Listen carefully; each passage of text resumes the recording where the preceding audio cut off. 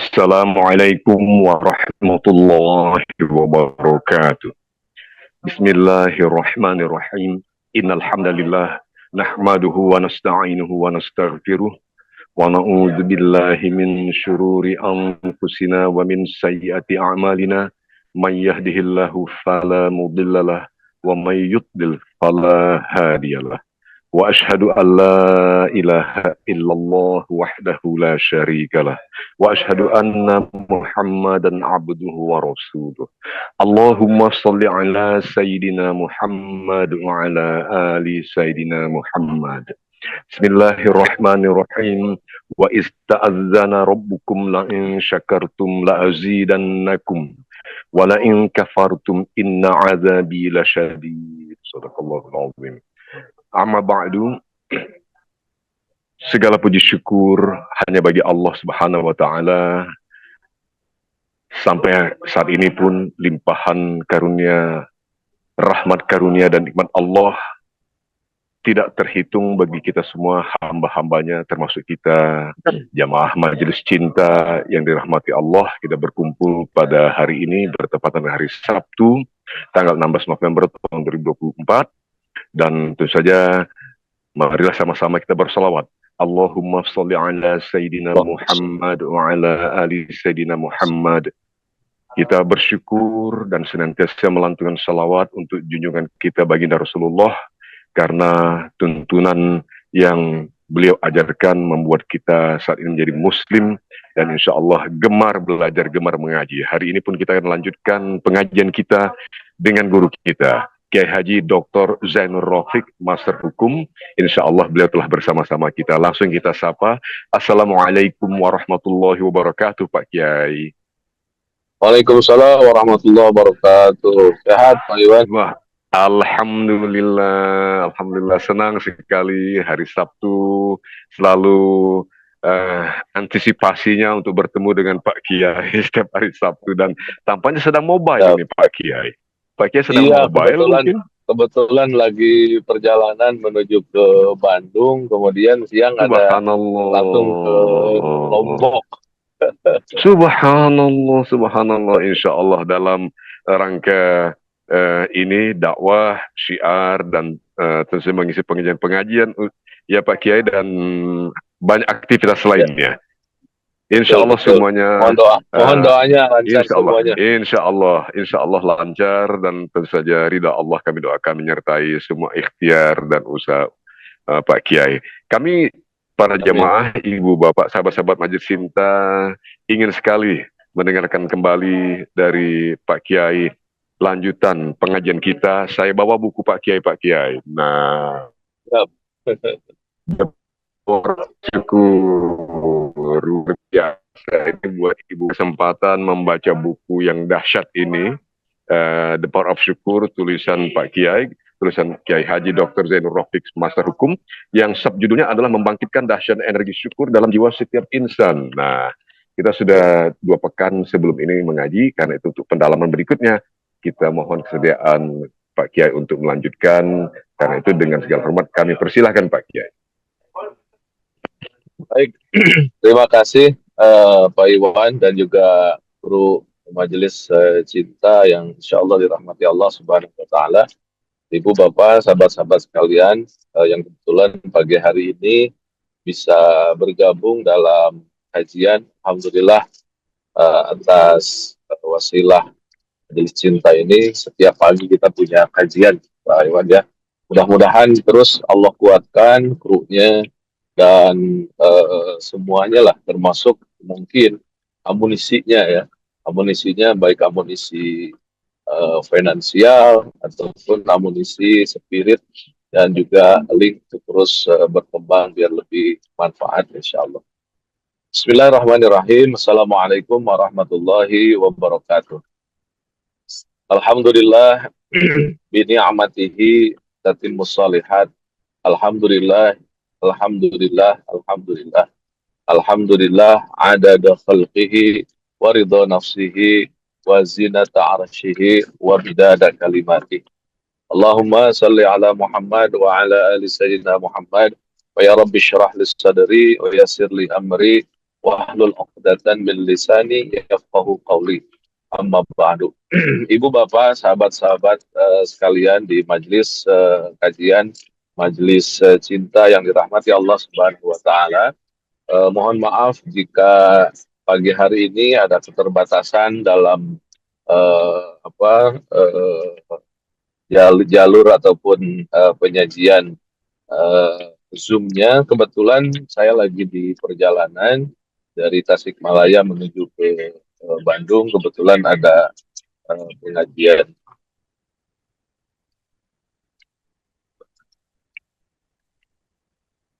Kebetulan insya Allah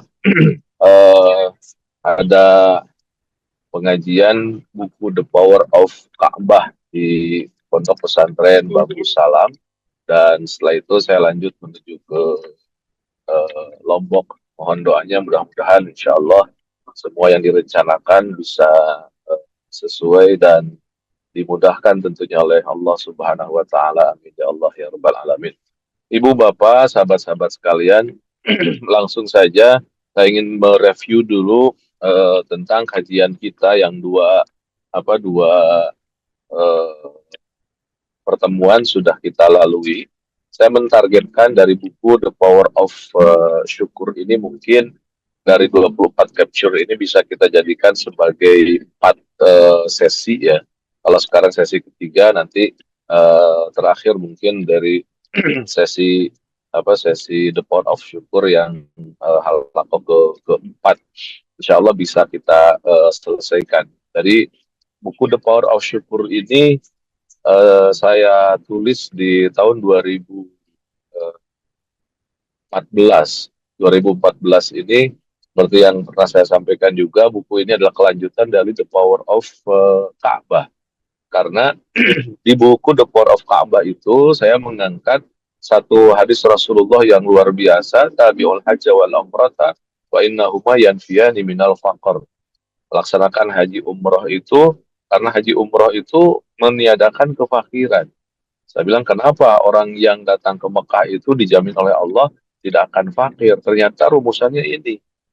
Apa? The power of syukur. Jadi ketika kita melaksanakan ibadah di tanah suci, itu kita sedang dipaksa oleh Allah untuk masuk pada satu pembahasan, satu pekerjaan, bagaimana kita bisa memaksakan diri bersyukur. Dan grand teorinya, kalau kita sudah terbiasa bersyukur, wa il ta'adzana rabbukum la in syakartum la azidannakum, pasti ditambah. Ini janji Allah Subhanahu wa taala. Artinya betul-betul akan ditambahkan oleh Allah Subhanahu wa taala. Jadi berarti tugas para pembimbing, tugas travel, tugas komunitas yang membimbing ibadah umroh haji sebenarnya adalah bagaimana mengarahkan mereka untuk jamaah-jamaah itu untuk belajar, praktek, dan mengeksplor kesyukuran. Nah, ibu bapak, sahabat-sahabat sekalian, jadi buku The Power of Syukur ini adalah buku wajib di komunitas kita ketika akan ingin melaksanakan proses ibadah umroh dan ibadah haji. Kenapa? Karena bisa dikatakan percuma kalau dalam pelaksanaan ibadah umroh dan ibadah haji tidak ada satu kenaikan satu digit saja, misalkan dalam kemapanan, kemauan, keinginan untuk menjadi orang yang pandai bersyukur. Nah, pertemuan pertama kita berbicara bahwa syukur itu adalah sebuah energi. Kemudian poin yang keduanya adalah bahwa kita harus berupaya semaksimal mungkin mengeksplor energi itu dengan cara menikmatkan.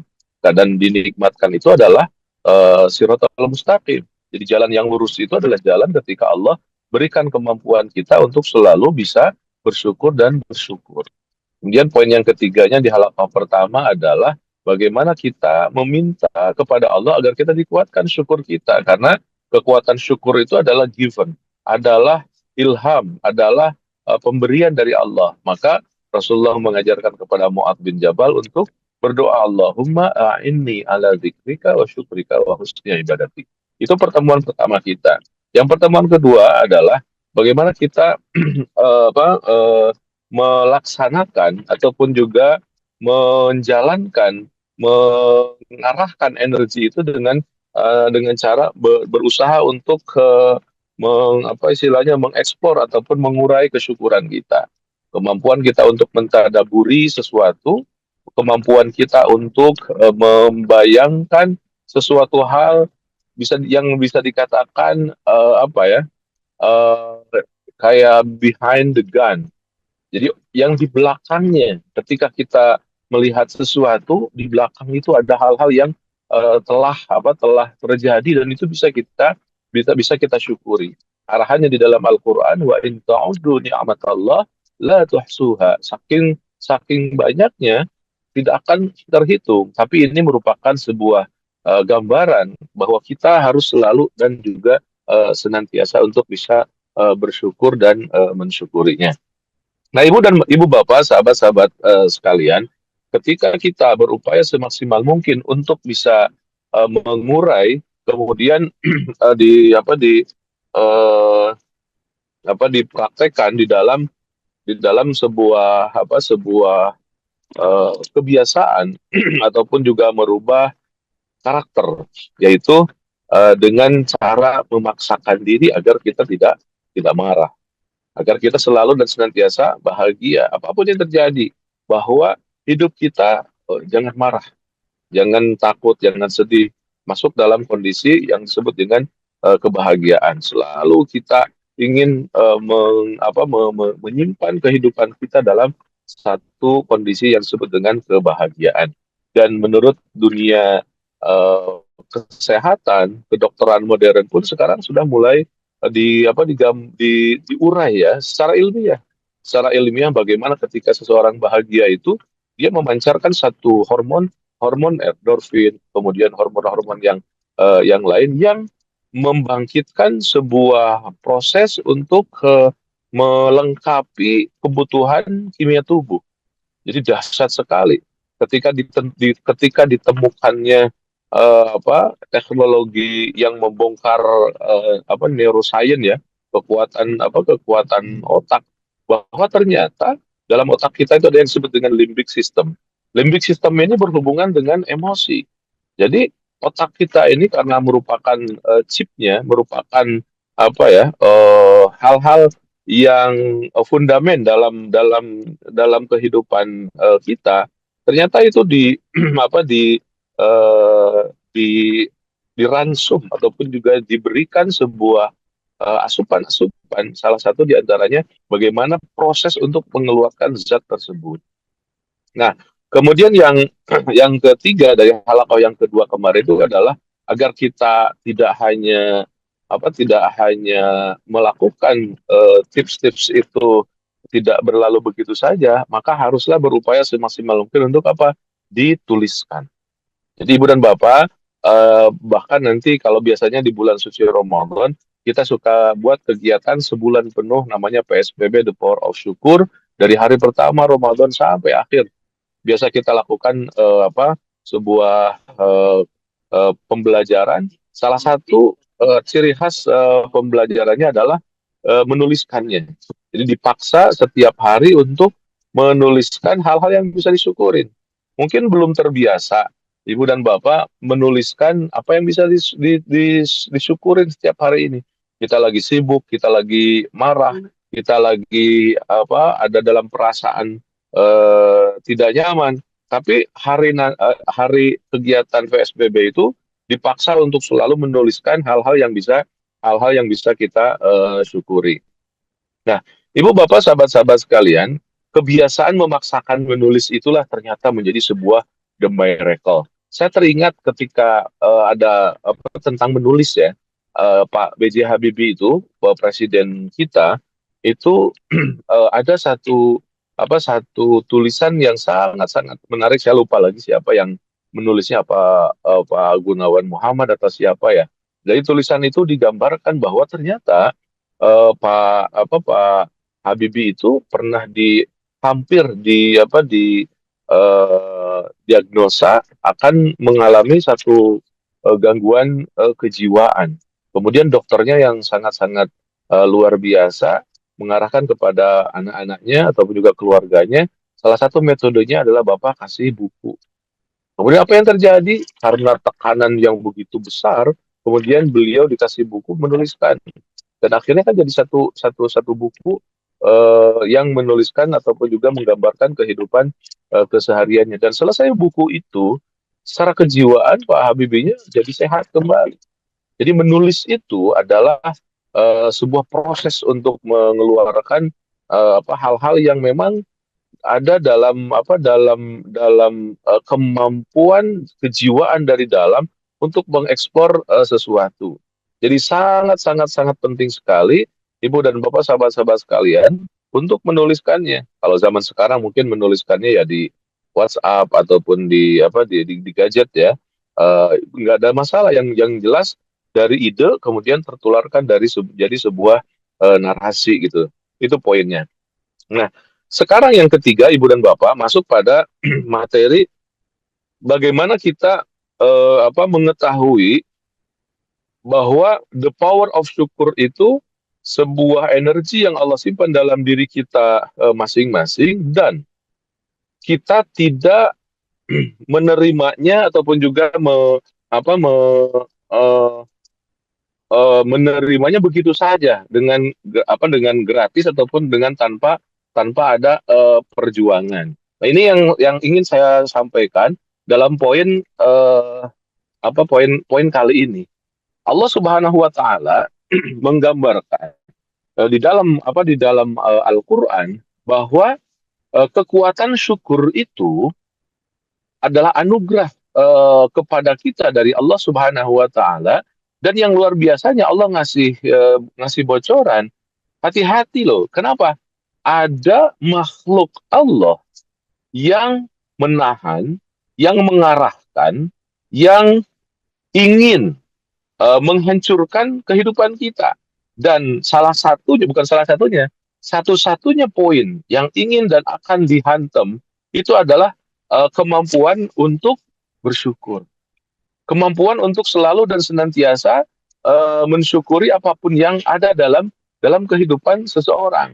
Maka Ibu dan Bapak, sahabat-sahabat sekalian, ini yang sebenarnya poin yang sangat-sangat penting dalam kehidupan keseharian. Kita mengetahui bahwa ternyata syukur itu bla bla bla bla. Kemudian potensinya begini.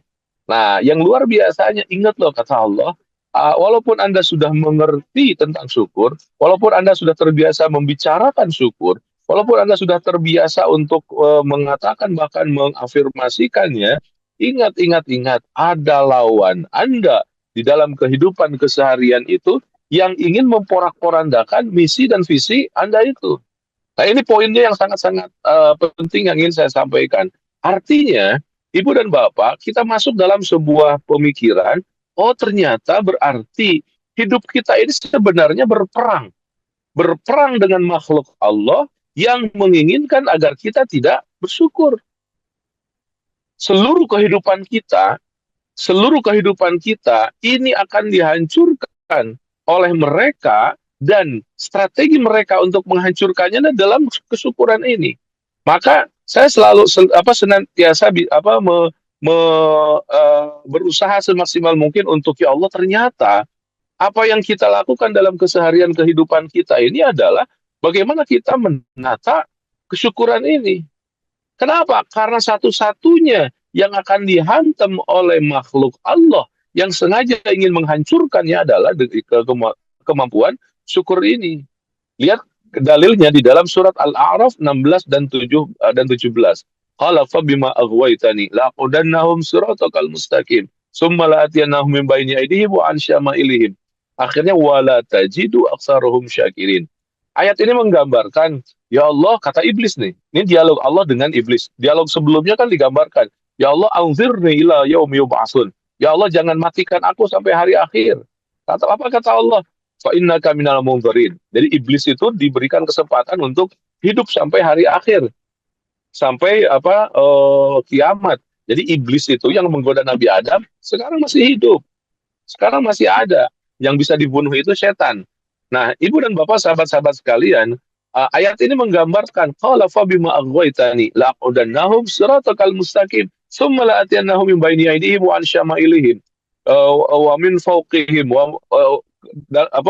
kata mereka, ya Allah aku akan perdayakan mereka. Bahkan dalam ayat lain, la uzayyinanna, aku akan tipu daya mereka seolah-olah ini bagus, padahal ketidakbaikan. Untuk apa? Endingnya adalah wala tajidu aktsaruhum syakirin. Engkau akan melihat mereka ya Allah tidak pandai bersyukur. Berada di Ka'bahnya, ada di depan Ka'bah, tapi engkau akan melihat mereka bersimpuh di depan Ka'bah tidak pandai bersyukur. Menjadi ustadznya dia ustadz, betul. Jadi kiainya kiai, menjadi kekasihmu, iya betul. Orang-orang yang seperti kekasih engkau, tapi hakikatnya wala tajidu aktsaruhum syakirin. Mereka akan menjadi orang-orang yang tidak pandai bersyukur. Maka kalau dilihat Ibu dan Bapak, kenapa kemarin saya memunculkan clue-nya? Yang tidak bersyukur itu salah satu di antaranya adalah tidak pernah, yang bersyukur itu tidak pernah marah, tidak pernah mengeluh, tidak pernah menyalahkan orang, tidak pernah sakit hati. 4 hal itu tidak ada dalam kehidupan kita, maka sebenarnya kita sedang digiring oleh Allah Subhanahu wa taala masuk dalam siratal mustaqim. Dalam siratal mustaqim. Dalam suasana di mana kita betul-betul mendapatkan keindahan dan juga kenikmatan hidup. Mau lanjut ini jalan. Ibu dan Bapak, sahabat-sahabat sekalian, ketika kita berupaya semaksimal mungkin untuk tahu bahwa ternyata Allah Subhanahu wa taala ngasih bocoran. Allah Subhanahu wa taala ngasih bocoran betapa pentingnya kita mengetahui musuh kita itu. Kenapa? Karena itu merupakan sebuah kesuksesan kita. Kita akan sukses menjadi orang yang berjuang di jalan Allah kalau kita tahu siapa musuh kita. Kan teori perangnya begitu. Di antara kenapa Amerika menang lawan Irak? Karena kehidupan Saddam Hussein, kemudian kehidupan orang-orang Irak sebelum mereka turun ke Irak, orang Amerika sudah mengetahui semuanya. Jadi dalam jangka sehari saja sudah luar biasa porak-poranda. Begitupun kekuatan Osama bin Laden ketika narasinya besar, tapi toh dalam beberapa detik saja sudah luluh lantak. Kenapa? Karena lawannya itu sangat tahu. Nah, kelemahannya adalah Osama bin Laden ataupun juga misalkan Saddam Hussein, kenapa tidak mengalahkan Amerika? Karena tidak tahu. Artinya dia hanya benci saja kepada musuhnya. Dia tidak tahu bagaimana mengarahkan musuhnya sehingga dia sukses. Nah, ini terkadang bagi kaum muslimin, para kita ternarasikan untuk wah kita benci, tapi kita tidak bisa mengunggulinya. Wah itu mah Cina, wah itu mah non muslim, tidak tahu bagaimana caranya agar kita menjadi orang yang bisa mengungguli mereka. Kita bersumpah serapah menghina, mengutuk mereka, tapi pada dasarnya kita melakukan apa yang mereka narasikan dalam kehidupan bernegara kita, keseharian kita. Maka banyak orang yang salah fokus, gagal fokus. Menurut saya, mohon maaf, banyak dai-dai yang salah fokus, menghantam ke kiri kanan, menjelek-jelekan itu dan ini. Tapi hakikatnya dia sedang menjalankan misi-misi mereka. Saya pernah menuliskan satu wawancara dengan Syekh Muhammad Imarah. Beliau adalah profesor di Mesir. Beliau mengatakan saat ini orang-orang Islam itu seolah-olah dikatakan oleh orang-orang Amerika, oleh orang-orang Barat lah gitu kan, begini, silahkan engkau hujat aku habis-habisan, tapi engkau laksanakan apa yang aku inginkan. Itu luar biasa sekali. Kenapa? Karena kita tidak tahu kekuatan lawan. Nah, pendekatan ini yang harus kita lakukan. Bagaimana kita agar tahu bahwa kita memiliki sebuah pendekatan agar menguasai strategi lawan. Dan itu memang susah. Jadi jangan kita berperang kalau kita tidak tahu kekuatan lawan. Kalau kita, wah Israel nih cuma sedikit lawan aja kita luncurkan satu nuklir misalkan. Kita tidak tahu kekuatannya seperti apa, maka itulah yang perang yang akan mengalahkan kita walaupun mereka kecil. Tapi kalau kita lihat, subhanallah, besar sekali lawan kita itu. Lah kenapa besar? Karena didukung oleh satu jaringan yang sangat-sangat luar biasa. Itu dalam sebuah contoh berperang di dalam kasat mata. Nah, narasi asumsi itu, ibu bapak, coba kita lihat. Oh, berarti kita itu harus berperang. Maka saya punya satu jenggot kalimat dalam kehidupan kita. Hidup kita ini adalah berperang dan bersaing. Berperang dengan setan dan bersaing dengan sesama manusia. Fastabikul khairat.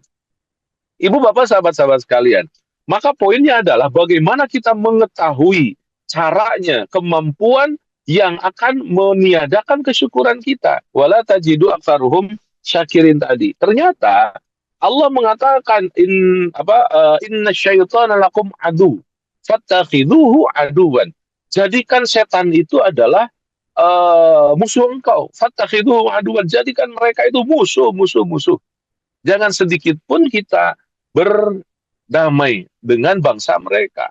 Mereka itu dari bangsa jin. Nah, berarti masuk kita dalam dalam dunia perjinan. Mohon maaf.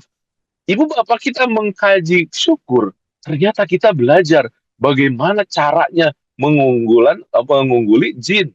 Kalau yang lebih viral ataupun lagi ngetrennya sekarang mungkin apa? Dunia ruqyah. Ya. Subhanallah. Kenapa? Karena dari ayat surat Al-A'raf ini, Ibu dan Bapak. Kata Allah digambarkan, wala tajidu aktsaruhum syakirin. Engkau akan melihat mereka, ya Allah, tidak pandai bersyukur. Berarti satu-satunya setting goal mereka mengganggu kita adalah menjadikan kita tidak pandai bersyukur. Ibu dan Bapak, sahabat-sahabat sekalian, berarti kita harus tahu bagaimana cara mengungguli setan. Allahu Akbar. Ini yang paling susah, yang paling penting, Ibu dan Bapak. Termasuk saya juga secara pribadi, kadang-kadang sangat-sangat merasa dan ya Allah, susah. Kenapa? Karena mereka diciptakan dari bangsa yang tidak kita lihat. Imam Al-Ghazali, Ibu dan Bapak, pernah menggambarkan di dalam Alkitab Ihya-nya, seandainya setan itu ada dalam bungkelekan, ya, ada dalam jasadnya, itu gampang sekali dilabrak, itu kan dilawan.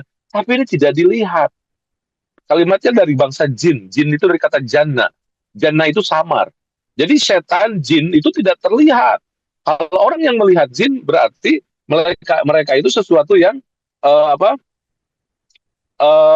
ada sesuatu lah. Jadi kalau kita melihat makhluk bangsa jin, berarti sebenarnya dalam mata kita ada sesuatu. Itu yang harus diruqyah sebenarnya. Jadi jangan berpikir, wah saya ini indigo, anak saya tuh bagus sekali indigo. Kenapa? Bisa melihat hantu, bisa melihat apa gitu kan. Itu justru harus diruqyah. Kenapa?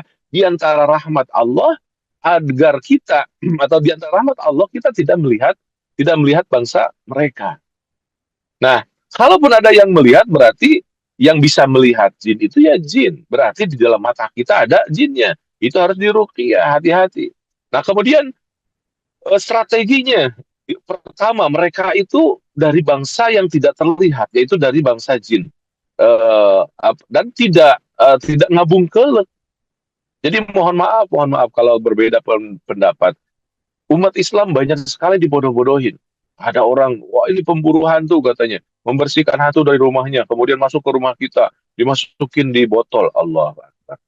Nggak bisa, Ibu dan Bapak, seperti itu. Mereka itu tidak terkungkung dengan batasan-batasan seperti botol ataupun juga nggak ada. Mereka itu sesuatu makhluk yang jannah, yang samar, yang tidak bisa dibatasi oleh ruang dan juga waktu. Nah, pemahaman kita harus sampai pada pemahaman bahwa makhluk itu makhluk seperti itu. Artinya kita tahu makhluk mereka yang melawan kita itu tidak seperti kita. Maka betapa pentingnya kita belajar yang namanya ruqyah.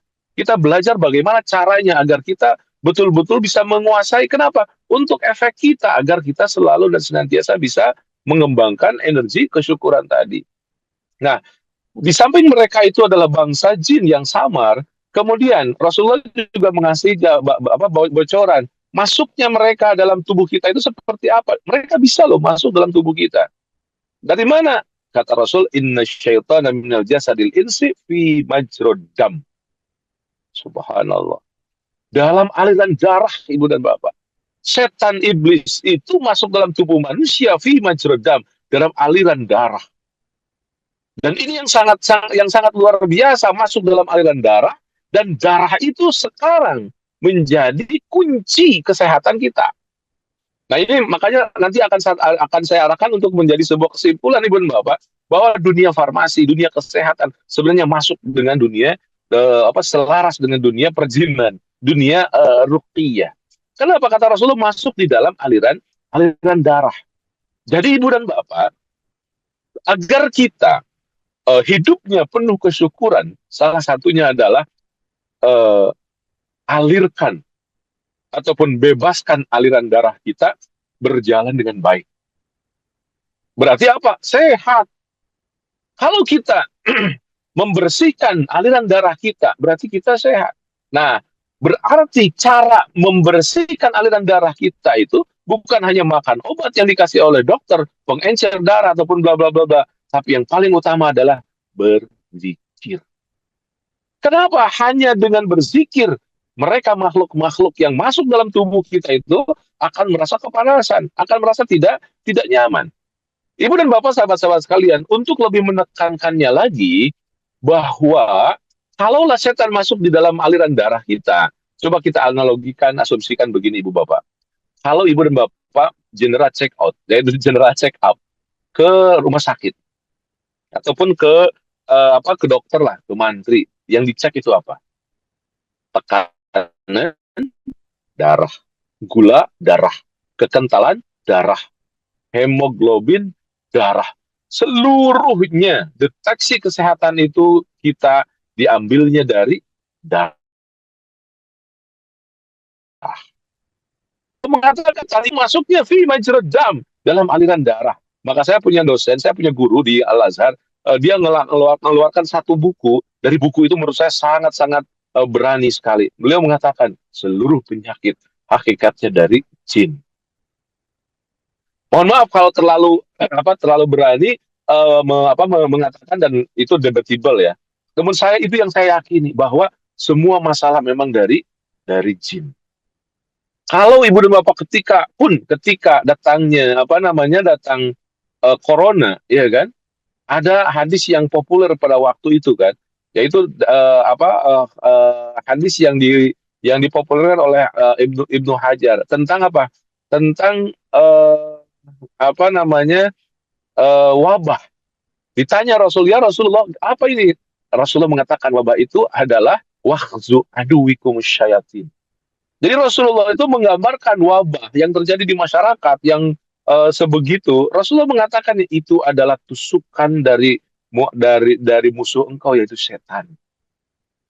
Subhanallah. Jadi ibu dan bapak, sebenarnya kalau kita menguasai ruqyah, menguasai dunia, bagaimana kita membebaskan diri dan jiwa dari bacaan-bacaan sunnah, dari bacaan-bacaan Al-Quran dan juga Al-Hadis, sehat kita insya Allah.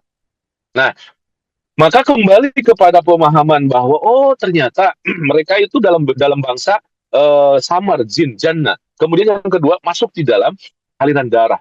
Coba ibu dan bapak, aliran darah itu masuknya di mana? Ke otak, ke dada, ke semua. Sekujur tubuh kita itu dialiri dengan darah. Dan darah itu yang harus kita freshkan, harus kita sehatkan, harus kita jaga. Maka nanti akan pada pertemuan berikutnya, nanti kita akan coba lihat bahwa untuk menjaga sekujur tubuh kita, salah satunya dengan apa? Pergerakan. 5 kali kita sehari diarahkan untuk menggerakkan tubuh kita, yaitu untuk menjaga pergerakan aliran darah kita. Salah satunya dengan apa? Sholat. Nah, sholat itu akan mengurai. Kan setan itu ibu bapak, ketika masuk dalam tubuh kita, dalam aliran darah kita, mereka bikin rumah-rumah namanya al-uqad. Nah, saya baca, uqad itu ibu dan bapak, sama persis dengan titik-titik meridian di dalam ilmu akupunktur. Jadi, nyambung dengan dunia kesehatan. Nah, akan banyak tergambar beberapa keselarasan antara hadis-hadis Rasulullah Shallallahu Alaihi Wasallam ke depannya, terutama dengan ataupun juga tentang hal ini. Nah, kembali Ibu dan Bapak bahwa yang kita harus persiapkan adalah, oh berarti kita itu harus mengetahui seperti apa kekuatan setan. Tahun 90-an, semua di antara kita dalam dunia dakwah itu dikejutkan oleh seorang pemikir dan penulis namanya Ishaq Daud ya dari Mesir. Waktu itu saya termasuk tim yang sama teman-teman mewawancarai beliau, bagaimana beliau merekam perbincangan antara manusia dengan jin, dan bisa seperti itu. Maka kalau sekarang dalam dunia ruqyah banyak orang yang kesurupan ataupun apa gitu kan, itu banyak sekali. Yang luar biasanya Ibu dan Bapak, dari buku Ibrahim Bali kalau nggak salah, ada beliau itu lagi meruqyah. Jadi satu rumah, kemudian ada 8 orang di rumah tersebut, 7 orang itu kena sihir, kena masalah. Kemudian eh, dia itu bisa berdialog dengan jinnya. Ketika ditanya jinnya itu, ketika orang itu tentu nggak sadar ya, menggunakan jasadnya, ditanya, kenapa engkau mengganggu, karena bla bla bla bla bla lah apa alasannya. Terus kata Syekh Ibrahim itu ditanya, kenapa dari 8 orang itu ada satu orang yang nggak sakit? Kata setannya, dia itu susah sekali katanya. Kenapa? Karena dia membacakan kalimat yang aku paling takut dengan kalimat itu. Kalimat itu kata Syekh Ibrahim adalah la ilaha illallah wahdahu la syarikalah lahul mulku wa lahul hamdu wa huwa ala kulli syai'in qadir. Dalam hadis lain atau menggunakan yuhyi wa yumitu wa huwa ala kulli syai'in qadir. Dibacakan kalimat ini aku paling takut, dan orang itu setiap hari dia tidak lepas dari membaca kalimat itu. Subhanallah. Ibu dan Bapak, jangan sampai lupa pagi ataupun sore ataupun keseharian kita, jangan kita tidak membaca la ilaha illallah wahdahu la syarikalah lahul mulku wa lahul hamdu wa huwa ala kulli syai'in qadir. Itu wajib. Kalau kata Rasulullah kan minimal 10 ketika indal kaslan. Ketika kita malas minimal 10 dibaca. Bagusnya pagi 10, sore 10. Lebih dari 10 itu lebih lebih bagus. Itu salah satu cara bagaimana membentengi. Tapi kemudian ketika kita membaca, bacaan kita memang ada efeknya. Kalau dari 1 10 mungkin baru di angka 2. Ada yang paling penting apa? Pemanaan dari bacaan. Jadi jangan kita meruqyah. Yang membedakan ibu bapak peruqyah dengan satu dengan yang lainnya adalah kenapa? Karena kalimat penekanan ini. Jadi ceritanya di zaman sahabat ada yang cerita kepada Khalid bin Walid begini, saya ini sakit. Kemudian saya minta doa, minta air ke Sayyidina Umar, dibacain. Kemudian saya minum, sehat. Saya minta ke yang lain, itu tidak seperti dari Umar. Khalid bin Walid mengatakan, Al-Fatihah, wal-Fatihah, walakinna ghairul mawjud, qalbul Umar. Bacaan Fatihahnya sama, kiai ini dengan kiai ini sama bacaannya itu. Walakin ghairul mawjud, tapi yang tidak ada apa? Qalbul Umar. Apa itu qalbul Umar? Keyakinan. Keyakinan apa? Keyakinan yang kata Allah tadi, fattakhidhuhu aduan. Jadi ketika kita membaca ayat ataupun juga kalimat ruqyah itu, kita harus disertai dengan keyakinan bahwa kita sedang berperang.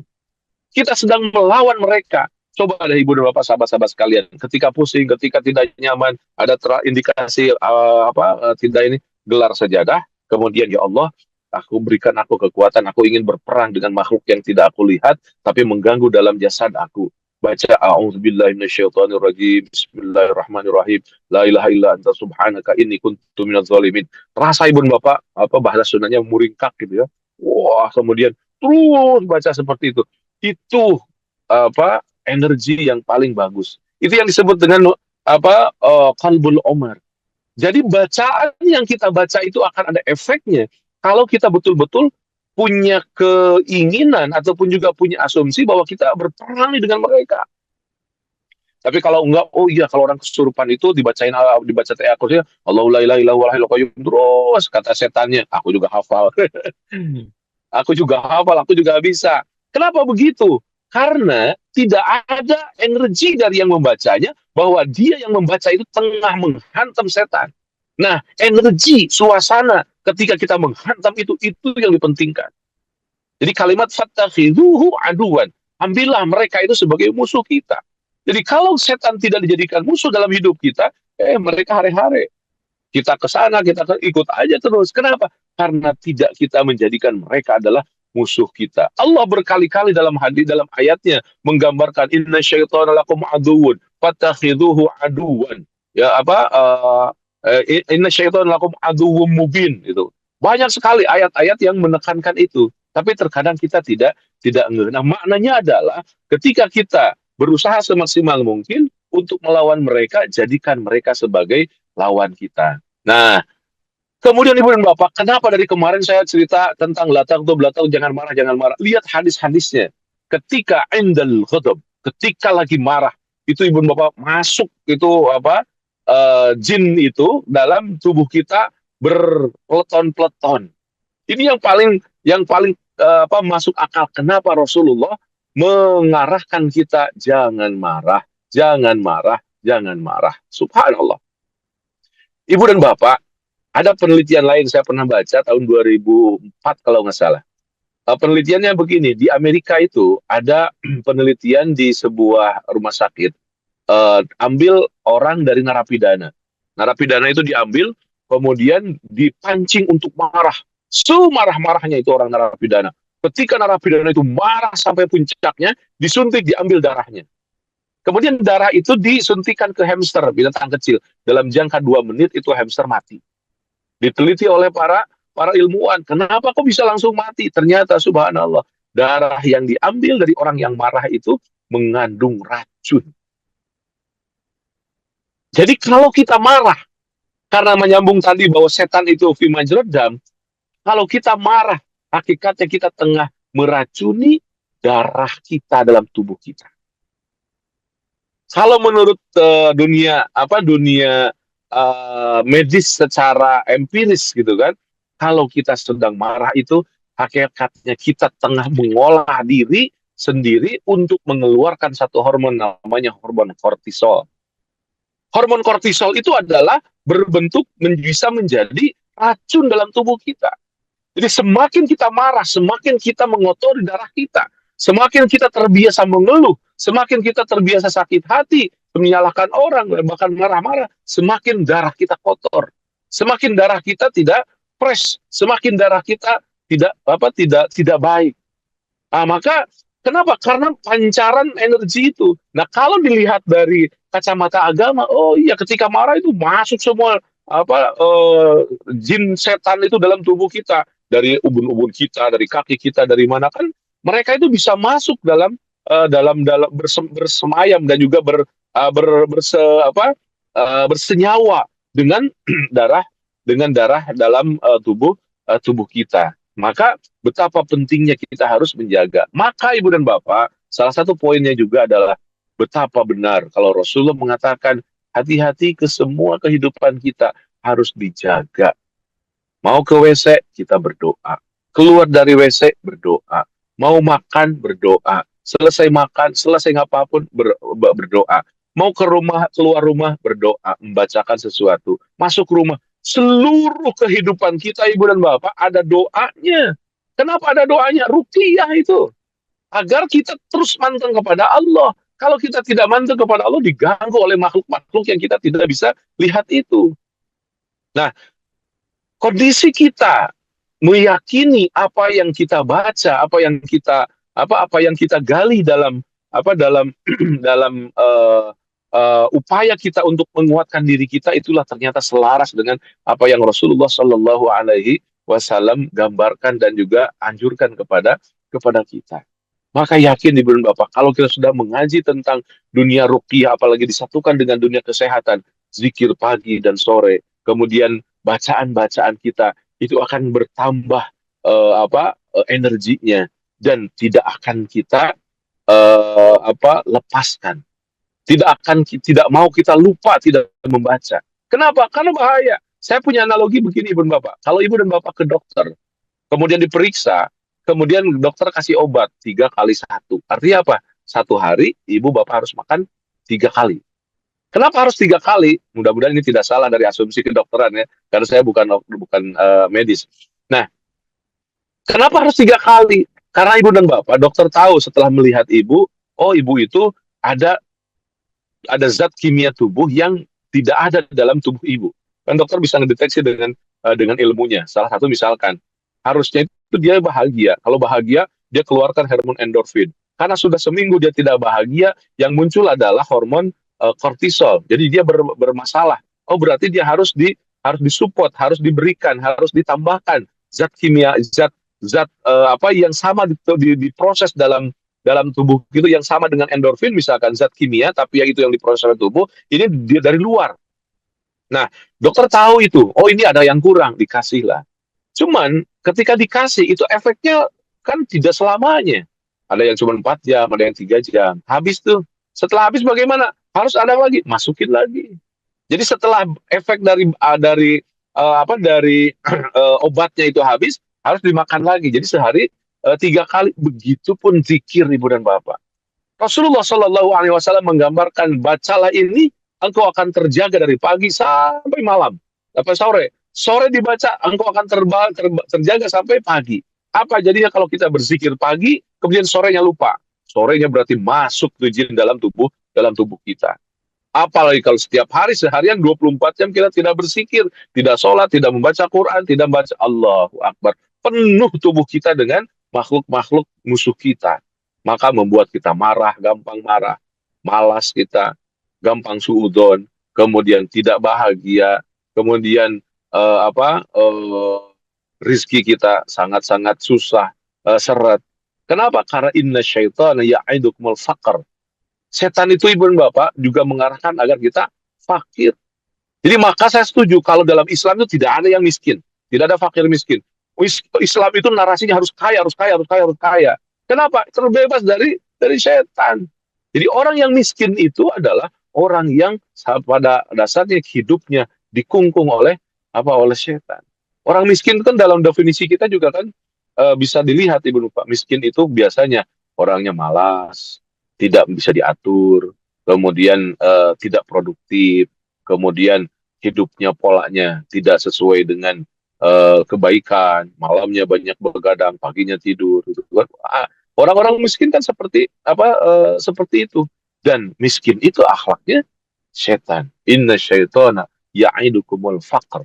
Setan itu selalu menggambarkan, mengarahkan agar kita menjadi orang-orang yang selalu ada dalam kondisi kefakiran, menakut-nakuti dengan kefakiran. Maka kita harus punya narasi. Disitulah ibu dan bapak, kalau saya selalu menyampaikan kepada siapapun, ibu bapak, Islam itu menarasikan harus kaya, harus kaya, harus kaya, harus kaya.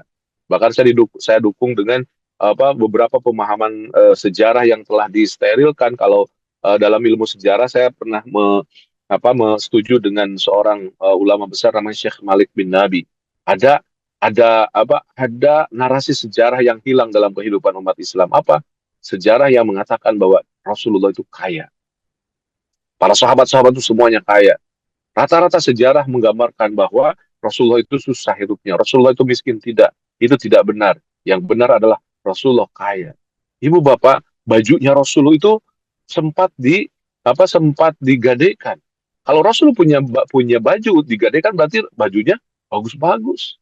Yang digadaikan pun baju yang bagus. Kalau baju yang biasa-biasa nggak mungkin. Artinya Rasulullah biasa memakai baju kemegahan. Rasulullah biasa memakai baju yang sangat-sangat mahal. Nah, eh, kemudian para sahabat-sahabat,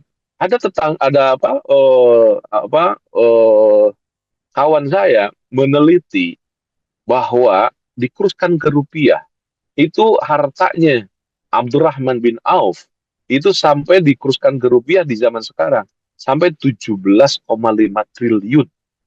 Sayyidina Utsman itu 14,5 triliun. Bukan miliar, triliun. Artinya memang mereka-mereka yang dekat dengan Rasulullah itu adalah orang-orang kaya. Sahabat-sahabat Rasulullah itu orang-orang yang kaya. Dan setan itu akan selalu mengarahkan kita untuk miskin. Jadi kalau kita ingin tidak miskin, ingin bangkit, itu sebenarnya sudah masuk dalam narasi Rasulullah Shallallahu Alaihi Wasallam. Nah, jadi umat Islam itu harus bisa melawan mereka, dan mereka itu salah satu kungkungannya ataupun juga caranya sedemikian rupa.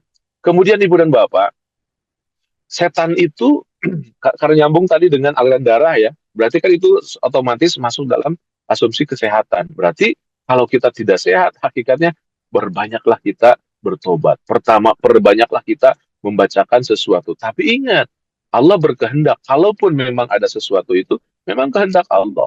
Kalau kita menerimanya, rasa sakit itu bahwa itu adalah skenario Allah, walaupun bagaimana kondisi kehidupan kita, maka yang dimunculkan adalah kemampuan untuk senantiasa ridho dengan apapun yang Allah Subhanahu wa taala gariskan. Nah, kembali kepada kemampuan kita untuk meluluh lantahkan setan. Karena jalurnya tadi berupa fattakhidhu apa namanya? Wala tajidu aktsaruhum syakirin. Engkau akan melihat mereka ya Allah tidak pandai bersyukur. Berarti kita harus berperang dengan setan bagaimana agar kita terus bersyukur dan bersyukur. Agar kita bisa bersyukur, kita harus tahu bagaimana cara mengalahkan jin, setan, iblis yang memang mereka itu adalah musuh-musuh kita. Itu poin yang pertama, Ibu dan Bapak. Kemudian poin yang keduanya, ketika kita tahu bagaimana cara meluluh lantahkan kekuatan setan, Allah juga kasih formulanya. Dalam Al-Quran digambarkan begini, wattaqullaha la'allakum tashkurun. Ibu dan Bapak, wattaqullaha la'allakum tashkurun. Ini bisa nyambung dengan yang pertama tadi dan mohon disambungkan ya. Ketika kita ingin menghantam setan itu, formulanya wattaqullaha la'allakum tashkurun. Bertakwalah engkau kepada Allah, maka engkau akan menjadi orang yang pandai bersyukur. Timbul pertanyaan, apa itu takwa? Ibu dan Bapak, takwa itu adalah sistem kehidupan seseorang yang memang sudah disetting oleh Allah Subhanahu wa taala di Lauhul Mahfuz dan itu sudah dicontohkan oleh baginda Rasulullah dalam kehidupan peradaban. Artinya, konsep Allah itu tidak ngawang-ngawang. Bahwa takwa itu adalah sebuah konsep di dalam Al-Qur'an, merupakan sebuah sistem kehidupan yang ditata sedemikian rupa sehingga kita itu convert dengan peruntukannya.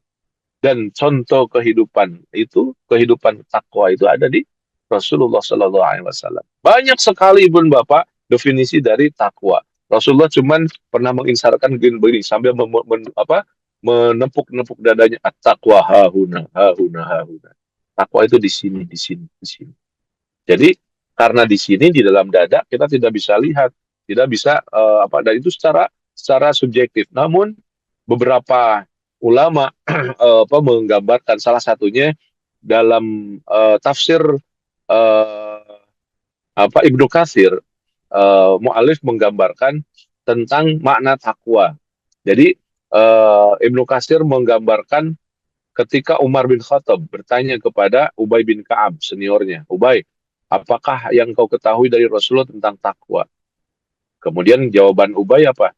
Kata Ubay, Umar, kalau engkau datang ke tempat yang gelap, kemudian engkau tidak tahu di situ ada apa, seperti apa yang akan engkau lakukan?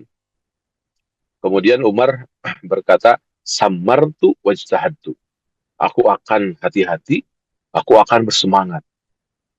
Kemudian jawaban dari Ubay bin Ka'ab, hadza huwa taqwa.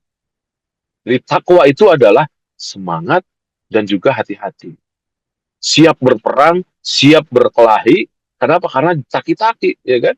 Kata Umar kan, saya tidak tahu di situ ada ular atau ada apa. Saya hati-hati, kemudian juga sigap.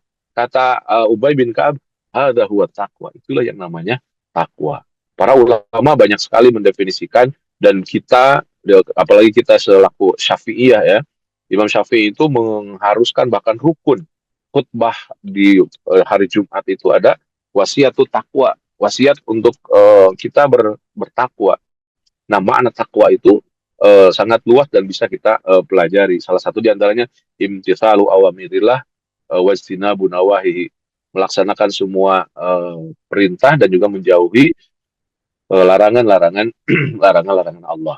Jadi intinya adalah kalau kita bertakwa maka setan juga akan hancur. Kenapa? Karena kita takorup dengan Allah. Maka harusnya orang yang bertakwa itu hidupnya semakin sehat. Orang yang bertakwa itu kenapa? Karena kehidupannya selalu dan senantiasa menjaga diri untuk selalu dalam kondisi fresh, semangat. Kemudian kehati-hatian. Nah, nanti bisa kita kembangkan untuk diskusi ataupun juga menggambarkan, bahkan mungkin ibu bapak sahabat-sahabat sekalian sudah pernah banyak mengambil ibrah, istilah takwa dari kajian ataupun pengajian-pengajian yang lain. Intinya saya sampaikan adalah bahwa agar kita bisa bersyukur itu harus bertakwa. Itu dalam buku The Power of Syukur ada satu capture khusus tentang itu takwa. Jadi pendefinisian ketakwaan kita kepada Allah Subhanahu wa taala. Kemudian poin yang terakhir, poin yang ketiga adalah ketika yang dalam resume buku The Power of Syukur yang saya tuliskan, poin terakhir di kajian yang ketiga ini adalah agar ketika kita bisa melawan setan, kemudian kita bisa masuk dalam narasi ketakwaan, maka yang harus kita lakukan adalah belajar untuk tawadu. Dalam buku The Power of Syukur ini, dalam sujudnya saya tuliskan tinggi karena rendah hati. Ibu bapak sahabat-sahabat sekalian, narasi yang harus dibangun oleh umat Islam adalah bagaimana kita bisa memiliki karakter tawadu. Tawadu itu bahasa Sundanya ya hadap asor, ya kan, rendah hati, ya kan. Nah itu yang harus kita lakukan. Kenapa? Kembali karena setan itu ibu dan bapak menarasikan kita untuk merasa diri, sombong, mudah tersinggung. Itu adalah mental-mental yang dibangun oleh setan, oleh jin iblis dalam kehidupan kita. Maka harus kita menjatuhkannya. Maka kita harus berusaha untuk meniadakannya, menzerokannya. Nah, ini momen kalau kita bareng-bareng, kalau kita berusaha semaksimal mungkin mengambil momennya ketika kita berada di depan Ka'bah, Allahu Akbar. Apalagi ketika hajian di depan di tanah haram, di tanah Arafah, itu dapat sekali feel-nya ibu bapak. Maka kalau di antara ibu dan bapak akan ada yang berangkat umroh, jadikan ibadah umroh itu adalah puncak pertobatan kita, menjadi puncak titik kulminasi spiritualitas kita. Salah satunya jadikan Ka'bah itu menara ketawaduan kita. Ya Allah, aku ini tidak punya apa-apa. Ya Allah, aku ini tidak memiliki apapun. Itu narasi yang harus kita bangun ke proses ketawaduan. Kenapa? Karena dengan kita merendah, maka semuanya akan mengalir ke kita. Kalau kita meninggi, maka akan jengah orang lihat kita. Dan karakter kehidupan keseharian juga kita seperti itu. Dan menurut Daniel Goleman itu Daniel Goleman itu kan tahun 97 kalau nggak salah, dia termasuk orang yang pertama kali memunculkan teori emosional quotient, kecerdasan emosional. Ternyata orang yang cerdas emosinya adalah mereka-mereka yang bisa melihat orang lain, kecerdasan emosinya. Jadi orang yang tawadu itu adalah gambaran orang yang cerdas secara emosional dan juga secara spiritual. Nah, maka poinnya Ibu dan Bapak, agar kita selalu dan senantiasa berupaya semaksimal mungkin memiliki landasan, fondasi yang luar biasa dengan kesyukuran, maka kita harus berusaha untuk merendah. Kita harus berusaha semaksimal mungkin kita ingin menjadi orang-orang yang selalu merendah. Kenapa? Karena setan, Ibu dan Bapak, selalu menarasikan untuk takabur. Untuk merasa diri. Orang saya ini paling pintar, saya ini paling ganteng, saya ini paling cantik, saya ini paling, wah saya paling bla bla bla bla. Subhanallah. Itu yang dibangun oleh siapa? Setan dalam keseharian kita. Maka kalau dalam ibadah umroh, ibadah haji, narasinya labbaik Allahumma labbaik la syarika laka labbaik, innal hamda wan ni'mata wal mulk laka. Diturunkan tuh hamda, pujian, wan ni'mata, kenikmatan, wal mulk, kekuasaan, dilepaskan semuanya milik Allah. Ya Allah, aku datang tidak memiliki apapun, bahkan aku sebaliknya. Ibu dan Bapak, kemampuan kita untuk merendah itulah menjadi apa ya, emas, menjadi aset kita. teruslah kita berupaya untuk memiliki mental untuk selalu bisa merendah di hadapan Allah Subhanahu wa taala. Begitupun di hadapan manusia. Dan manusia juga kalau lihat orang yang sombong kan sangat-sangat jengah gitu ya. Bagaimana kita sekarang lagi viral, ada orang apa sih orang tua siswa ya yang menjatuhkan orang lain suruh sujud gitu kan. Justru yang paling baik adalah bagaimana kita bisa merendah. Jadi jadi ketakaburan, kesombongan itu jangankan Allah, manusia juga tidak suka, ya kan? Bahkan yang lagi rame sekarang apa? Orang yang melakukan itu kalau kalau bisa katanya di apa dimiskinkan saja. Saking keselnya manusia dengan kelakuan-kelakuan seorang yang sombong. Nah, poinnya yang ingin saya sampaikan adalah bahwa di dalam proses kita untuk merendah, dalam proses kita untuk menjadikan kita menjadi orang yang kecil di hadapan Allah Subhanahu wa taala, di situ ada potensi keagungan.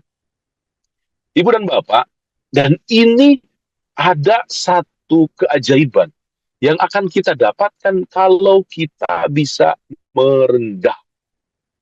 Teori fisikanya ataupun teori matematikanya adalah 1/0 sama dengan bukan 1, bukan kosong, tapi lambangnya begitu. Artinya tak terhingga. 1/0 sama dengan tak terhingga. 1 Allah per 0 hati kita, outputnya kekuatan yang tak terhingga. Kekuatan yang tak terhingga akan kita dapatkan kapan? Ketika kita bisa mensatukan Allah dan mengkosongkan hati kita. The miracle, kekuatan yang dahsyat itu ada. Keajaiban itu ada. Allah cuma satu sudah jelas. Yang belum adalah kosongnya hati kita. Jadi semakin kita mengkosongkan hati kita, semakin konfront dengan kehidupan. Itu rumusan secara ilmiah. 1/0 sama dengan tak terhingga. Kita akan mendapatkan kekuatan yang tak terhingga ketika mensatukan Allah dan mengkosongkan hati kita. Maka jadilah kita orang yang menyibukkan diri, mengkosongkan hati kita. Ini yang kemudian oleh para ulama disebut dengan zero mind process. Bagaimana kita memproses mengosongkan hati kita. Ibu bapak, kalau kita merendah di hadapan Allah, disitulah kita akan mendapatkan the miracle. Nabi Musa, di belakangnya Fir'aun yang akan membunuhnya, depannya lautan. Nabi Musa waktu itu berkata apa? Dalam Nasaihul Ibad itu, yang kitab kecil yang dikaji oleh para santri, doanya gini, Allahumma lakal hamdu, wa ilaikal mustaka, wa antal musta'an, wa la hawla wa la quwata illa billah. Ibu bapak, seorang nabi, di belakangnya akan yang membunuh dia, depannya lautan. Dia mestinya menurut logika kita berpikir dan berdoa, ya Allah, aku ini hambamu, tolong aku ya Allah, tolong aku. Begitu kan? Tapi tidak. Nabi Musa waktu itu berkata, Allahumma lakal hamdu. Segala puji bagimu ya Allah, subhanallah. Dalam kondisi terpuruk, dalam kondisi dia sangat-sangat terjepit, tapi Nabi Musa masih berkata, Allahumma lakal hamdu. Alhamdulillah ya Allah. Ibu dan bapak, meninggikan Allah dan juga menjatuhkan kita. Itulah energi yang dahsyat dalam doa kita. Termasuk Nabi Musa tadi, berhasil mensatukan Allah dan mengkosongkan hatinya. Apa yang terjadi? Wa idh faraqna bikumul bahra wa anjaynakum wa aghraqna ala fir'auna wa antum tanzurun. Al-Quran menggambarkan. Rumusan itu juga dipakai Nabi Ibrahim. Nabi Ibrahim disekap oleh Raja Namrud, dilemparkan ke api. Kata Jibril, Ibrahim berdoa, aku akan bantu. Apa kata Ibrahim? Hasbunallah wa ni'mal wakil, ni'mal maula wa ni'mal nasir. Saya tidak butuh engkau ya Jibril, aku hanya pasrah kepada Allah. Nabi Ibrahim saat itu berhasil mensatukan Allah dan mengkosongkan hatinya. Apa yang terjadi? Ya naru, kata Allah, kuni bardan wassalaman ala Ibrahim. Api menjadi tidak panas. Kenapa? The miracle. Karena berhasil Nabi Ibrahim mensatukan Allah dan mengkosongkan hatinya. Lebih jelas lagi Nabi Yunus. Fibatil hot, dimakan di ikan besar. Kata Allah menggambarkan falaula annahu minal musabbihin lalabisa fi batnihi ila yaumi yub'atsun. Nabi Musa pada waktu Nabi Yunus pada itu mengatakan la ilaha illa anta subhanaka inni kuntu minaz zalimin. Aku orang zalim. Seorang nabi Ibu dan Bapak 21 tahun berdakwah, tidak ada satupun yang ikut dengannya. Kemudian dia berkata, aku ini orang zalim, aku ini orang zalim. Seorang nabi yang 21 tahun hidupnya hanya berdakwah masih mengatakan aku ini orang zalim. Apalagi kita, Ibu dan Bapak. Jadi kalimat yang disukai, yang convert kehidupan ini dengan the miracle ini adalah bagaimana kita bisa mengosongkan diri dan jiwa kita. Ya Allah, aku ini orang yang sangat-sangat, orang-orang yang sangat-sangat lemah di hadapan Allah Subhanahu wa taala. Lebih jelas lagi Bun Bapak, ketika Rasulullah Shallallahu alaihi wasallam apa dalam Al-Qur'an Allah menggambarkan walaqad nasarukumullah bi badrin wa antum azillah. Aku telah bantu engkau di perang Badar, wa antum engkau azillah. Azillah itu merasa kecil. Jadi kapan saja kita merasa kecil, Ibu Bapak, Allah akan hadir. Kapan saja kita sombong merasa diri, Allah tidak akan dekat dengan kita. Maka betapa pentingnya kita belajar menjadi orang yang tawadu, merasa lemah, merasa rendah. Kalimat yang paling indah yang pernah kita dengar dari Ibu Bapak juga mungkin suka, kalimat yang pernah disenandungkan Abu Nawas, ilahi ya Allah, lastu lil firdausi ahla wala aqwa 'ala naril jahim fahabli taubatan. Ya Allah, aku ini bukan ahli surga, tapi kalau engkau lemparkan aku ke dalam api neraka, aku tidak akan mampu. Fahabli taubatan, berikan kesempatanku untuk bertobat ya Allah. Ibu dan Bapak, mudah-mudahan 3 poin ini menambahkan kita ingin terus menarasikan kesyukuran semakin kita belajar. Yang pertama tadi adalah bagaimana kita bisa meluluhlantahkan kekuatan setan. Kita harus tahu strateginya. Bagaimana kita memporak-porandakan kekuatan setan. Dan kita harus belajar. Kita harus mempraktekannya. Yang kedua, bagaimana kita itu selalu dan juga senantiasa bisa dalam narasi ketakwaan. Dan yang ketiga, bagaimana kita bisa merendah hidup kita agar convert dengan the miracle. 1/0 sama dengan tak terhingga. 1 Allah, kosong hati kita, kekuatan yang tak terhingga akan kita dapatkan. Ibu dan Bapak, pagi hari ini itu sebentar yang bisa saya sampaikan.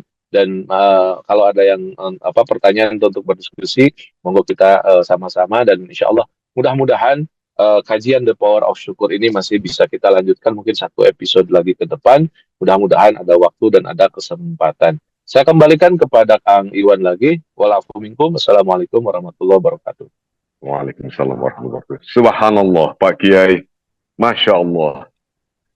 3 poin tadi ternyata itu poin-poin yang sangat konklusif menurut saya dalam konteks kita belajar menjadi insan yang bersyukur. Pertama, bagaimana kita senantiasa, kita manusia harus ingat bahwa kita senantiasa dalam peperangan untuk mengalahkan, untuk meluluhlantahkan setan, dan kita harus punya strateginya. Kedua, bagaimana kita agar selalu berusaha menjadi orang yang bertakwa, dan terakhir, bagaimana kita selalu berupaya untuk rendah hati. Subhanallah, terima kasih Pak Kiai, luar biasa. Ada beberapa pertanyaan langsung Pak Kiai, boleh Pak Kiai? Siap, dari... Ya, jadi ada satu yang saya bacakan saja dari seorang ibu, Pak Ustadz, Ibu Anggi tampaknya ini. Pak Ustadz, kalau bekam, kalau ini pertanyaan Pak Kiai, Pak Kiai, kalau bekam atau fasdu itu secara perspektif lain bagaimana ya selain berzikir? Jadi kan mungkin dipahami oleh beliau ini ada berzikir, tapi kalau mengenai bekam itu bagaimana Pak Kiai? Baik, siap, luar biasa pertanyaannya Pak Iwan. Yang pertama tentang bekam ya, itu memang cara menjaga kesehatan kita yang dianjurkan oleh Rasulullah SAW. Jadi ibu bapak sahabat sekalian, kalau bisa diagendakan sebulan sekali, ibu dan bapak harus berbekam. Itu bagusnya tanggal 19, 20, 21 biasanya. Kenapa? Karena pada waktu itu katanya siklus darah kita lagi betul-betul butuh penyegaran. Jadi bekam itu adalah proses untuk mengeluarkan darah kotor. Nah, darah kotor itu kalau dibekam yang pakai kop gitu ya, itu menurut saya sangat logis sekali. Jadi kalau ibu bapak sebelum di bekam itu kan biasanya diurut dulu pakai minyak zaitun ya, kemudian dibekam kering dulu. Ketika dibekam kering itu disedot gitu ya, eh darah kita itu kan yang fresh itu yang kandungan oksigennya tinggi. Nah, kalau kandungan oksigennya tinggi, kemudian disedot itu dia justru akan menjauh. Nah, ketika ditarik, eh, yang terkumpul itu adalah sampah-sampah darah kotor. Maka ketika dilubangin pakai jarum gitu kan, kemudian ditarik itu, saya setuju bahwa itu adalah darah kotor. Dan Rasulullah melakukan itu. Dan itu cara cara apa cara Rasulullah untuk menjaga kesehatan. Jadi saya setuju bahwa ibu bapak kalau bisa dirutinkan untuk berbekam, karena itu adalah kesehatan yang dicontohkan oleh Rasulullah Shallallahu Alaihi Wasallam. Jadi untuk mengeluarkan darah itu sangat sangat sangat bagus. Orang yang rutin berbekam itu cenderung lebih sehat. Maka silahkan ibu dan bapak, saya sangat sangat mengapresiasi jika ibu dan bapak memang sudah terbiasa berbekam, dan boleh juga di googling, dilihat di literatur keislaman bahwa memang al-hijamah, bekam itu mengeluarkan darah, termasuk dalamnya mungkin al-fasdu ya. Cuman kalau saya fasdu belum begitu menguasai, belum begitu tahu seperti apa. Yang jelas kalau mengeluarkan darahnya itu sangat-sangat bagus lah, apalagi istilahnya secara berkala kita membersihkan darah kotor itu. Itu mungkin Pak Iwan, silakan.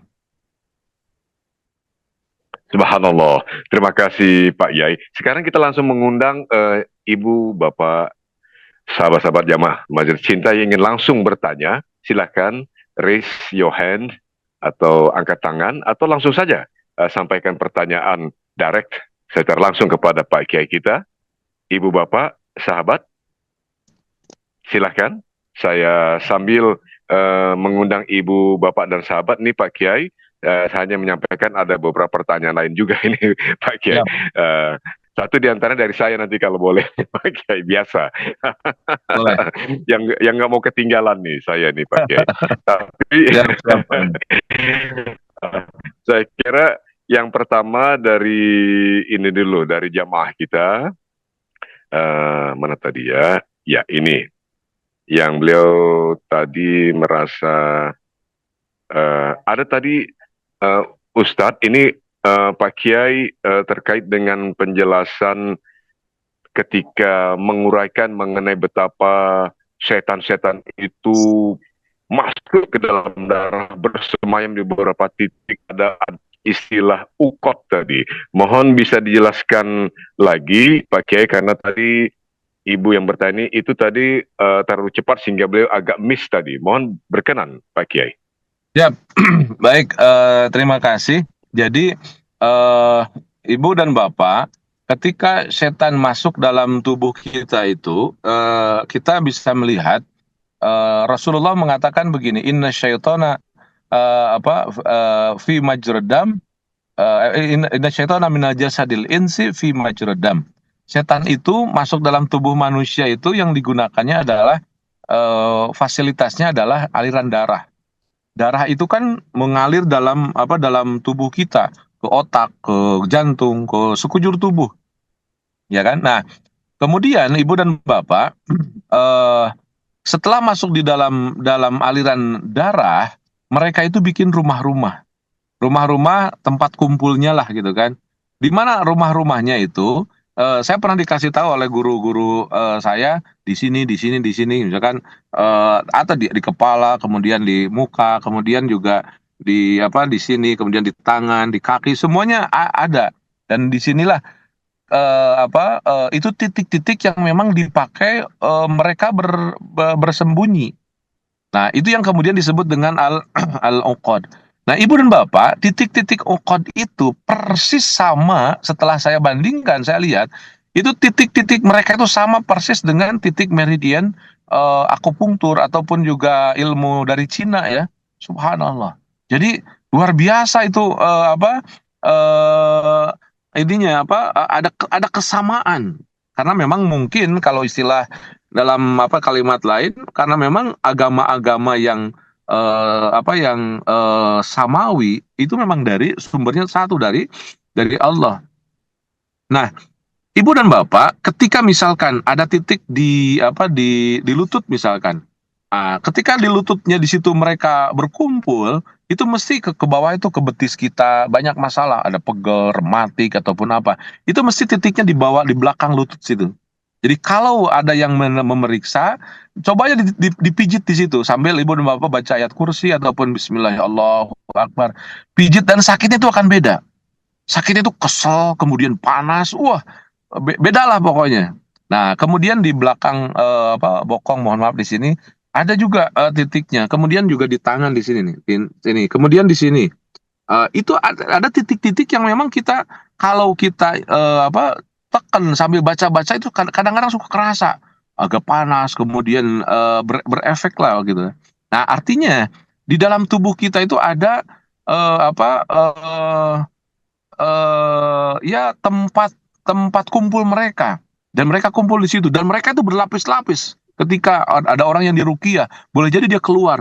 Ketika dia keluar, jangan harap bahwa dia itu nggak kembali lagi.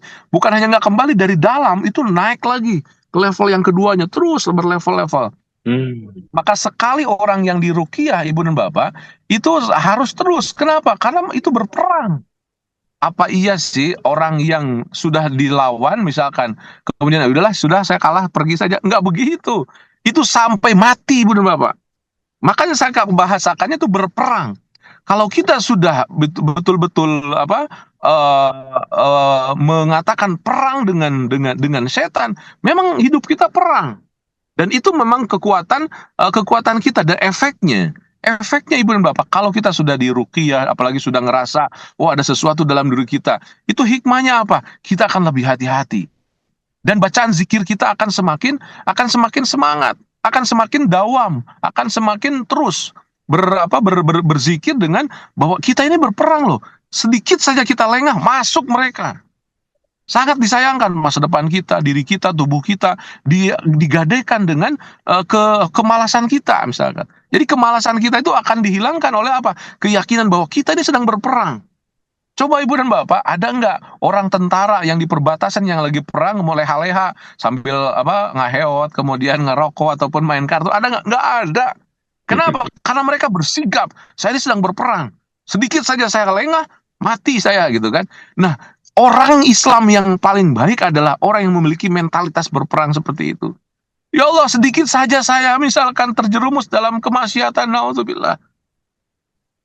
Betapa kita ruginya kalau kita masuk dalam kondisi maksiat. Maksiat itu kan kalau kita sedang maksiat, setan itu luar biasa. Itulah yang harus kita yang harus kita jaga, dan mereka tuh masuk di dalam aliran darah kita, ukod kita. Ibu Bapak, saya pernah meruqyah orang yang dideteksi oleh dokter akan sekian hari lagi akan meninggal. Kemudian saya mohon izin, saya bacakan ruqyah, kemudian dibacakan, kemudian dia teriak-teriak dan keluar aslinya. Saya ini sudah sekian hari, bentar lagi saya mau menjadikan dia ini mati. Kamu datang katanya. Seperti itu. Akhirnya terus bacain. Kemudian selesai diruqyah beberapa kali, saya bilang itu mungkin Bapak akan nanti kalau udah agak bagus itu ke dokter mesti dikasih vitamin. Ternyata betul Ibu dan Bapak, dikasih vitamin. Kenapa? Karena di ukhodnya yang tadi kita pencet gitu kan, kita tekan, itu mereka berontak dan mereka kabur, mereka ini kemudian ada luka di tempat itu dan dikasih vitamin oleh dokter. Jadi kanker yang tadinya dianggap di stadium berapa gitu kan yang akan mematikan, dan boleh jadi itu adalah kumpulan jin. Ketika kita tempelkan bismillah a'udzubillah bikalimatillah gitu, terus dibacakan, kemudian lama-lama pudar dan juga sehat, itu bekasnya ada luka. Jadi bekas kumpulan jin dalam diri kita itu terbebaskan dengan bacaan-bacaan ruqyah kita. Dan itulah kenapa kita harus paham, harus tahu juga mana titik-titiknya seperti apa. Dan itu akan beda memang. Jadi uqad itu adalah simpul-simpul yang digunakan oleh setan. Kemudian juga titik-titik itu ada satu metode sekarang yang terkenal, mungkin kalau ibu datang ke tempat bekam, ada yang disebut dengan totok oksigen. Nah, di sini ada namanya hablul warid. Hablul warid itu pertahanan terakhir mereka. Itu kalau ditotok, kalau dipegang sambil dibacain, itu akan terasa reaksinya. Dan kalau ada reaksinya berarti itu ada sesuatu dalam aliran darah kita. Dan reaksinya memang tidak biasa. Maka sangat menarik sekali kalau nanti juga kita belajar. Cuman kita kan sekarang belajar tentang syukur lah gitu kan, tentang itu. Nah, yang tambahan itu nanti bisa kita pelajari dalam kajian-kajian yang lain. Artinya poinnya ingin saya sampaikan bahwa dunia kesehatan itu convert ataupun juga nyatu dengan dunia perjinan. Cuman ibu dan bapak, sahabat-sahabat sekalian, yang ingin saya sampaikan adalah, aduh saya ini misalkan ada sesuatu dalam tubuh kita, itu harus disyukurin. Kenapa? Karena dengan kita yakin ada sesuatu dalam tubuh kita akan semakin sehat, kita akan semakin bersemangat, kita akan semakin tanpa kenal lelah untuk melawannya. Kemudian yang kedua, ketika kita terkena misalkan terdeteksi ada sesuatunya, kita jangan berpikir saya cari dokter, cari orang yang bisa ruqyah kemudian saya dibersihkan. Tidak. Irqi nafsak wa ahlak binafsik. Ruqyahlah diri kita dengan diri kita sendiri, benar Bapak. Jangan datang, Pak Kiai, saya tolong dong ruqyah. Boleh jadi di depan kiainya di ruqyah, keluar, pulang dari rumahnya kiai masuk lagi kan bisa. Jadi ini orang banyak salah pandang dalam ruqyah. Ruqyah itu tidak menjadikan orang menjadi sakti. Tidak ada dalam Islam orang yang sakti. Wah, dia jago ya, bisa mengalahkan setan. Nggak ada. Justru itu bahaya. Bisa jadi dia menjadi ria, menjadi sombong, merasa saya ini kuat nih, saya bisa ngeruqyah, bisa mengalahkan setan. Enggak. Dalam Islam itu irqi nafsak wa ahlak binafsik. Diri kita ibu dan bapak yang harus bisa meruqyah. Rasulullah mengatakan la ba'sa birruqa ma lam yakun fihi syirik. Enggak apa-apa, silakan ruqyah ma lam yakun fihi syirik, selama bacaannya tidak ada kesyirikan, selama bacaannya adalah Al-Qur'an. Ustaz, bagaimana di rumah saya? Apakah saya harus mengundang? Enggak usah, baca oleh ibu. Rasulullah mengatakan jangan jadikan rumah engkau seperti kuburan. Barang siapa rumahnya yang dibacakan surat Al-Baqarah akan terbebas herzan minasyayatin. Jadi kalau di rumah kita ada sesuatu, ibu bapak bawa air, kemudian simpan, bacakan surat Al-Baqarah dari awal sampai akhir. Kemudian tiupkan, itu air semburkan di rumah kita. Bersih insya Allah. Dengan izin Allah. Jadi yang harus meruqyah itu kita ibu dan bapak. Jangan mengandalkan orang. Bisa sih minta bantuan kepada orang, tapi yang paling luar biasa adalah harus kita bisa meruqyah diri kita. Jadi zikiran kita itu, bacaan-bacaan kita itu akan menggoda ataupun juga memporak-porandakan uqad tadi, simpul-simpul setan tadi. Demikian mungkin Pak Iwan yang bisa saya komentari.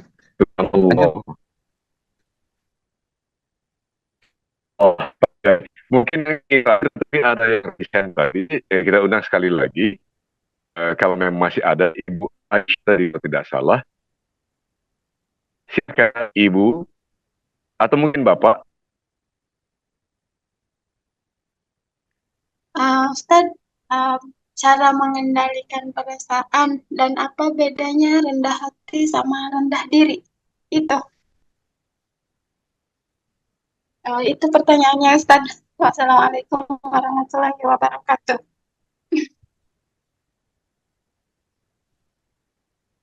Baik, pertanyaannya mungkin apa bedanya rendah hati sama rendah diri?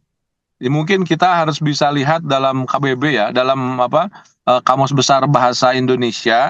Setahu saya rendah hati itu memang bahasa Sundanya handap asor, tawadu. Kalau rendah diri itu justru agak negatif ya.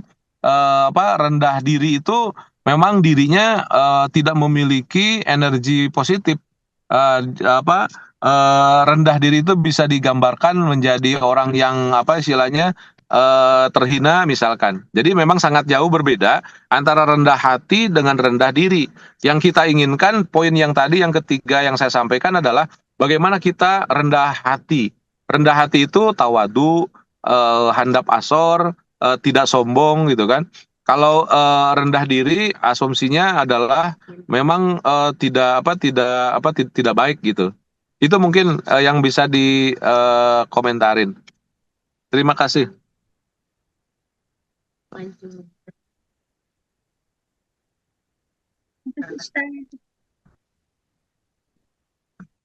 Subhanallah. Terima kasih Ibu yang telah bertanya dan tentu saja terima kasih kepada Pak Kiai kita.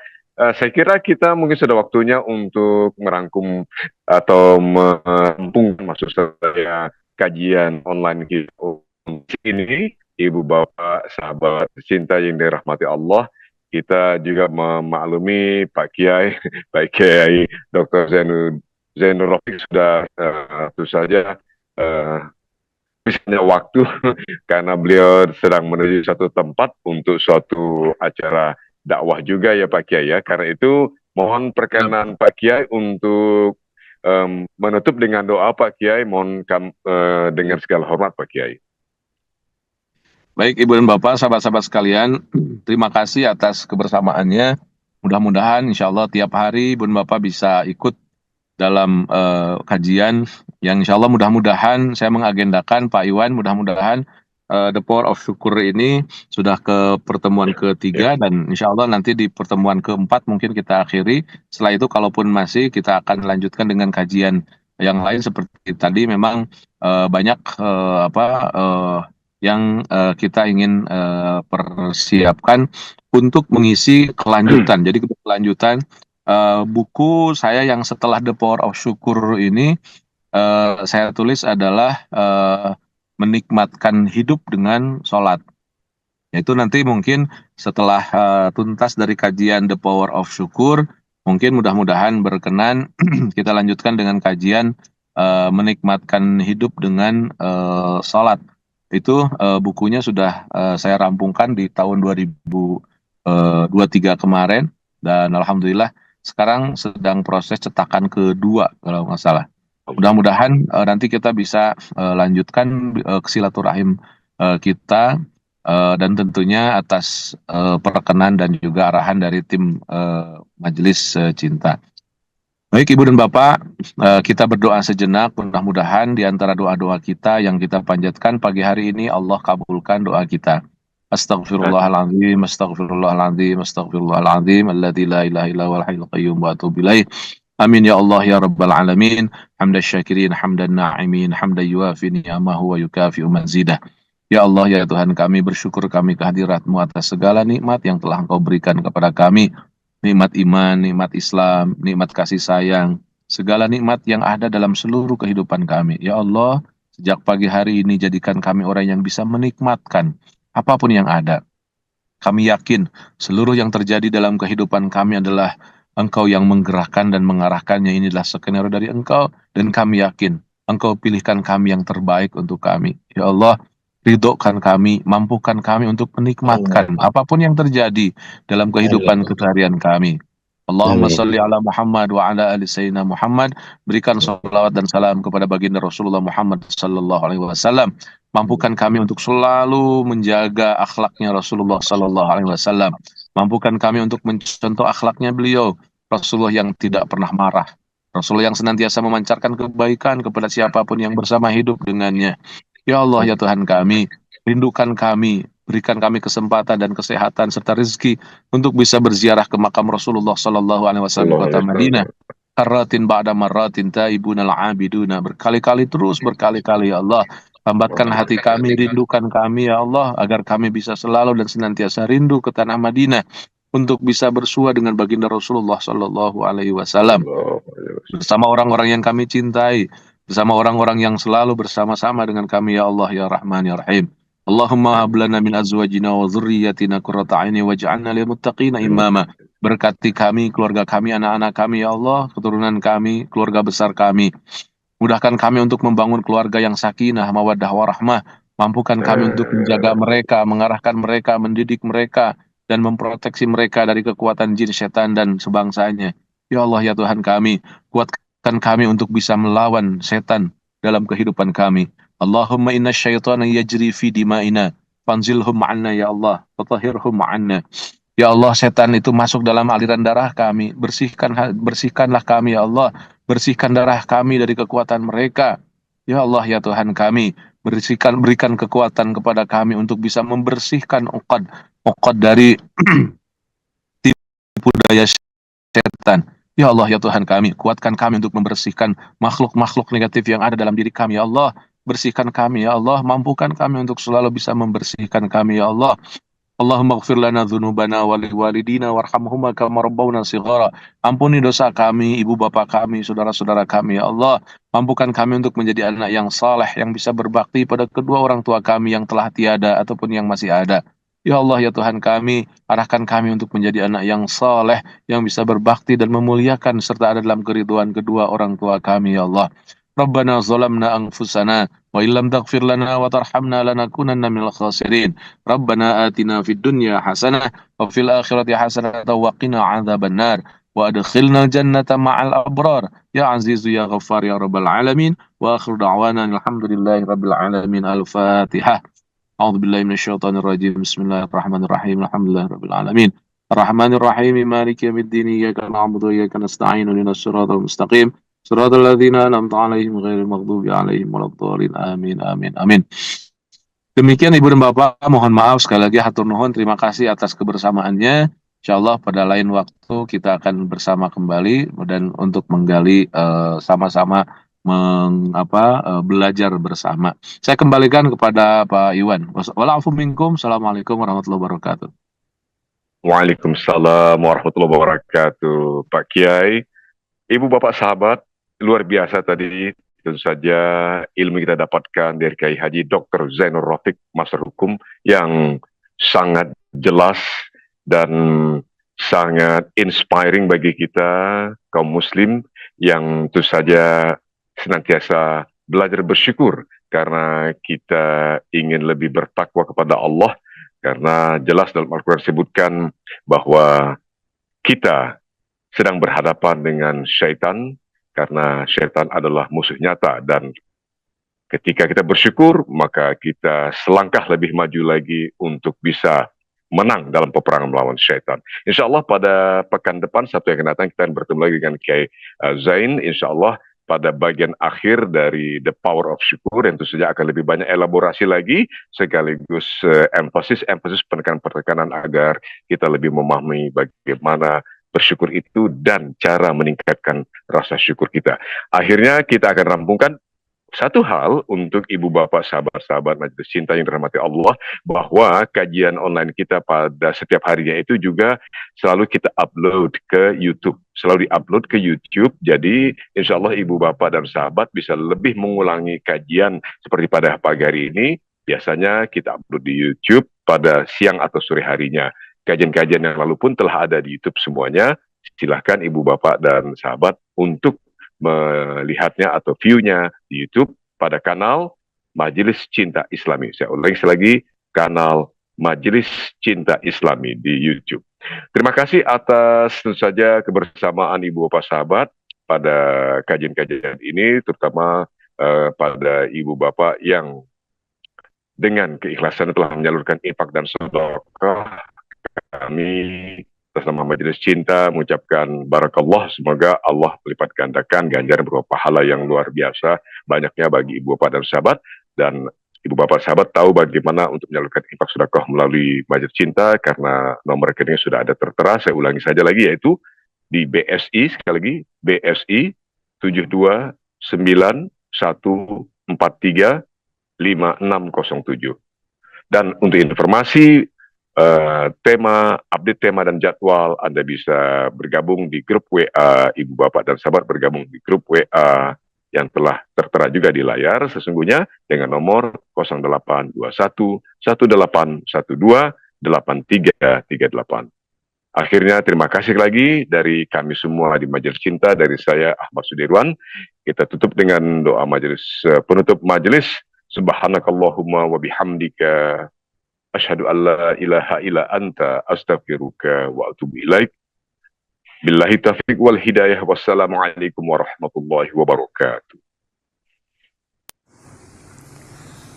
Allahumma rahamna bil Qur'an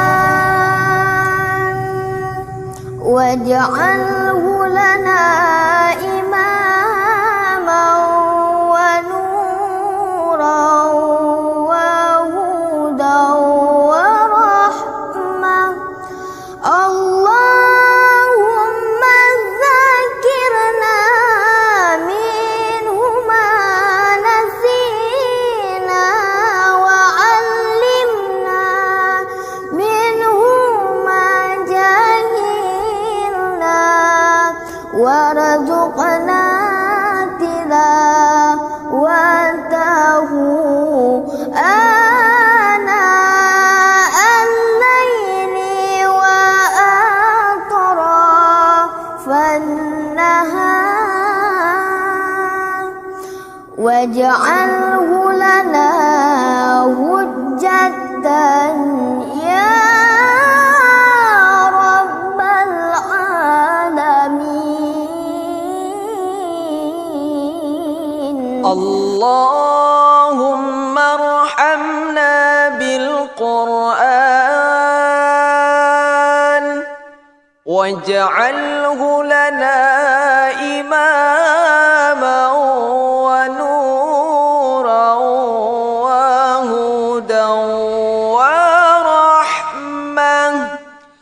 Allahumma dhakkirna minhu ma nasina wa 'allimna minhu ma jahilna warzuqna tilawatahu ana al-laili wa atrafan nahar waj'alhu lana hujjatan ya